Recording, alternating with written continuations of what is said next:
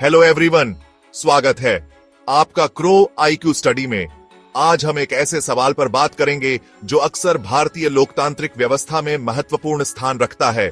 क्या भारत का राष्ट्रपति अपने मन अर्थात विवेक से काम कर सकता है? तैयार हो जाइए, क्योंकि ये थोड़ा घुमावदार है।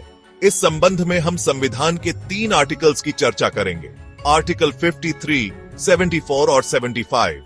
सबसे पहले आर्टिकल 53 की बात करते हैं, जिसमें कहा गया है कि संघ की कार्यपालिका शक्ति राष्ट्रपति में निहित होगी।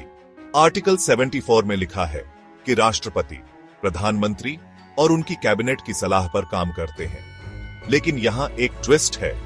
राष्ट्रपति एक बार सलाह को वापस पुनर्विचार के लिए भेज सकते हैं। संविधान में यह व्यवस्था 44th संविधान संशोधन 1978 द्वारा किया गया था।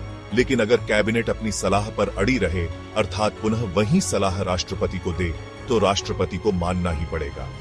अंत में आर्टिकल 75 में कहा गया है कि मंत्रिपरिषद लोकसभा के प्रति सामूहिक रूप से उत्तरदायी होगी। अर्थात यदि जब तक मंत्रिपरिषद उत्तरदायित्व के सिद्धांत के अनुसार, मतलब लोकसभा में बहुमत है, तब तक राष्ट्रपति उसकी बात मानने के लिए बाध्य है। तो यहां कोई खास पावर नहीं दिख रही है ना? लेकिन रुकिए, कुछ ऐसे मामले भी हैं जहां राष्ट्रपति अपनी मर्जी से काम कर सकते हैं। पहला, अगर सरकार लोकसभा में बहुमत खो दे तो राष्ट्रपति उसकी सलाह मानने के लिए बाध्य नहीं है। और दूसरा, अगर लोकसभा में किसी पार्टी को बहुमत नहीं मिलता तो राष्ट्रपति सबसे बड़ी पार्टी को सरकार बनाने के लिए बुला सकते हैं और उन्हें 1 महीने के अंदर बहुमत साबित करना होता है।